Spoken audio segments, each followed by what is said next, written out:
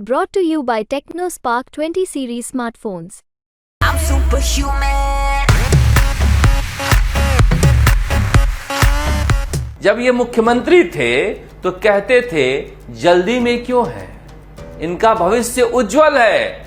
मैंने ज्योतिरादित्य सिंधिया से भी कहा था कि आप लोगों का भविष्य उज्जवल है, भविष्य आप ही का है, हम आप ही के लिए तो काम कर रहे हैं, आगे सब आप लोगों को ही देखना है। और अब सचिन पायलट के भविष्य के बारे में पूछा जाए तो कह रहे नमस्कार। सत्ता में थे तो इंतजार करवा रहे थे कि भविष्य तुम्हारा है, अब भविष्य वर्तमान में आने के लिए छटपटा रहा है तो करें नमस्कार, क्योंकि कहीं और कब्र खोद रहे हैं। दूसरा सवाल, उन्होंने कहा मेरे भविष्य के बारे में मुझसे पूछो। पत्रकार ने कहा क्या आप प्रदेश अध्यक्ष बनने जा रहे हैं, इनकार नहीं किया।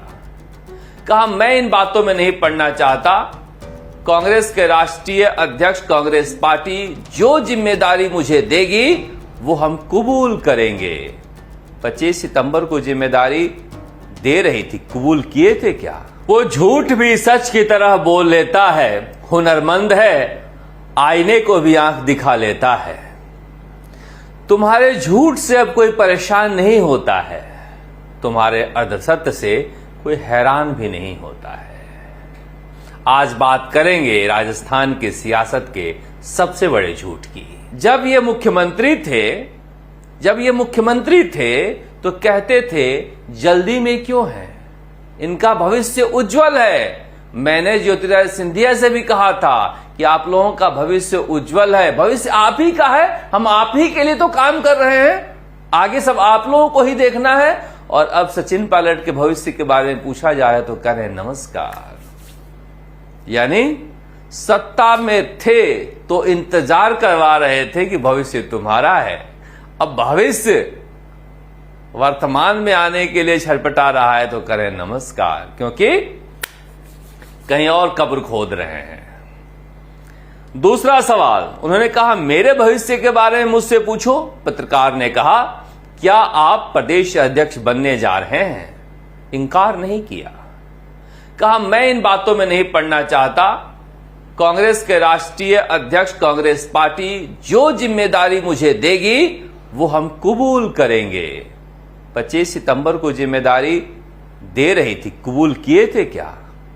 मगर प्रदेश अध्यक्ष बनेंगे ये बात दिल्ली तक है, और दिल्ली के पत्रकार सवाल पूछ रहे हैं अशोक गहलोत से, तो क्या गोविंद सिंह डोटासरा की छुट्टी होने जा रही है? इतने बड़े बड़े पद पर रह लिए और अब डोटासरा जी के पद पर निगाह, सीधे कह देते कि नहीं मुझे प्रदेश अध्यक्ष नहीं बनना है, मैं अब नए नेताओं को तैयार करूंगा, राष्ट्रीय राजनीति में दिलचस्पी लूंगा। लेकिन कहा जा रहा है कि शायद मल्लिकार्जुन खड़गे या प्रियंका गांधी से अशोक गहलोत बात कर लिए हैं या करेंगे, या फिर फैलाई जा रही है बात गहलोत गुट द्वारा कि डोटासरा अपना कार्यकाल पूरा कर चुके हैं और जो बोनस मिला था लोकसभा चुनाव बाद वो भी पूरा करने जा रहे हैं, लिहाजा अशोक गहलोत प्रदेश अध्यक्ष बनेंगे ताकि युवा नेताओं में जो संघर्ष है उसे खत्म किया जा सके और सचिन पायलट को दिल्ली लेकर जाया जाएगा, क्योंकि राहुल गांधी और प्रियंका गांधी का ऐसा मानना है कि दिल्ली में कोई नेता बचा नहीं है। अशोक गहलोत का प्लान है, ये कांग्रेस का प्लान है, मैं नहीं जानता, मगर सुनिए एक बार, आपको समझ में आ जाएगी पूरी बात। योजनाओं की बात गिनाते हैं, आप कह रहे हैं कि हमारी सरकार ने बहुत काम किया, आपकी सरकार ने राजस्थान में खूब काम किया, तो चुनाव कैसे आए? यही तो झूठे प्रोपेगेंडे, आप इससे बच नहीं पाए। देखिए इनके बाद तो आप देखो मशीनरी क्या है, इलेक्ट्रल बॉन्ड जो लिए गए इनसे बड़ा करप्शन का खेल हुआ है। ये लोकेश शर्मा ने जो कहा है, देख रहे हैं आप सचिन पायलट का। नमस्कार। अच्छा अच्छा, एक चीज आखिरी में पूछना चाहता हूँ कि क्या आप अपने आप को भविष्य मुझे पूछोगे यार, भविष्य उनको पूछो अभी आपका क्या भविष्य है, मुझे मेरा क्या भविष्य है, तुम्हें पता था आपको? तो मैं यही पूछने वाला हूँ कि आप क्या खुद को पीसीसी चीफ देखते हैं अगला? भाई मेरी बात सुनो, मैं ये बातों नहीं पढ़ना चाहता। मैं एक बात जानता हूँ कि कांग्रेस का मैं अनुसारी सिपाही हूँ, और जब मैं बचपन से राजनीति में शुरू किया शुरू से आज तक मैंने वही काम किया जो पार्टी हाईकमान ने कहा है।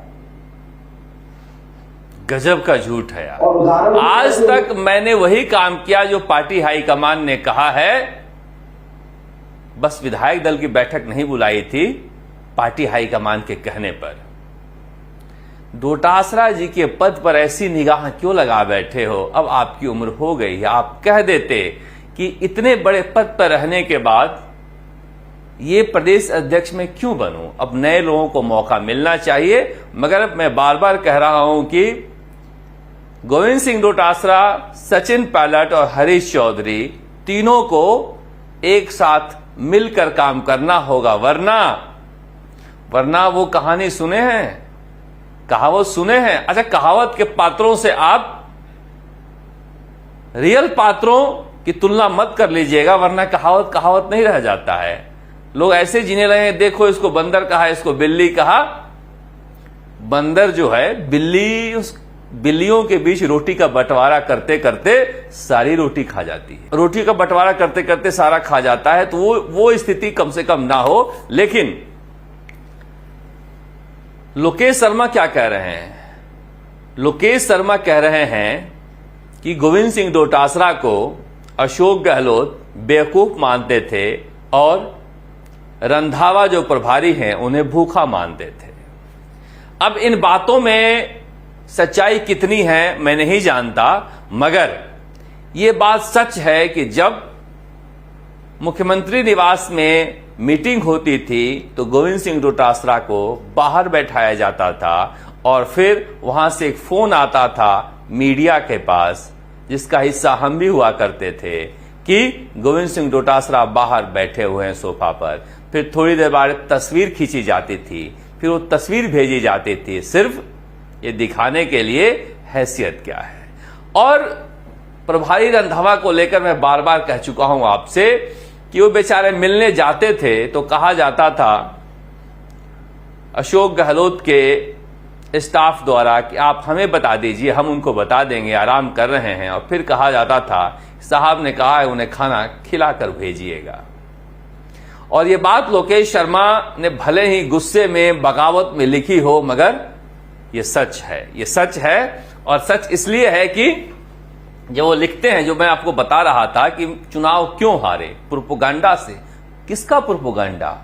बीजेपी इतनी कमजोर कभी नहीं रही 25 सालों में राजस्थान में, जो मैंने देखा है, जहां पर कोई नेता नहीं था। वसुंधरा राजे खुद ही नाराज चल रही थीं, बिना किसी नेता के। मोदी वेव भी नहीं था। देख ही रहे क्या स्थिति थी, विधानसभा में मोदी वेव नहीं था।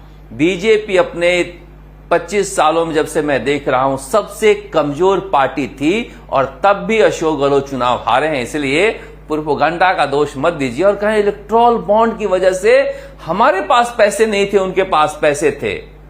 विधानसभा चुनाव के पहले के फुल पेज के एडवर्टीजमेंट आप देखे थे? जयपुर का कोई कोना बचा था जहां पर प्रचार नहीं हो रहा था? पैसा किस तरह से पानी की तरह बहाया जा रहा था? कैसे झूठ बोल लेते हैं आप। सारा झूठ भी सच की तरह बोलते हैं। हुनरमंद हैं, आईने से भी आंख मिला लेते हैं। मगर लोकेश शर्मा जो आपका करीबी होता है ना, आपको बेहतर तरीके से जानता है।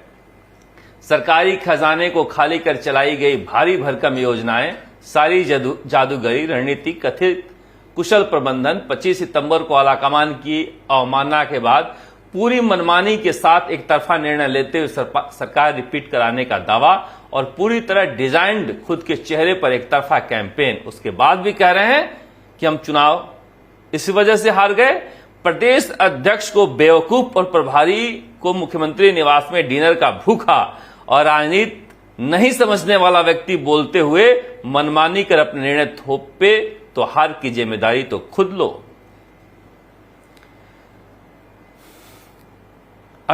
अशोक गहलोत का कितना सच लिखा है लोकेश शर्मा, यह विवाद का विषय हो सकता है, मगर यह सच का करीब है, इसका दावा कई घटनाएं कर रही हैं। आप देखते हैं राजस्थान तक। नमस्कार, जयपुर से शरद कुमार।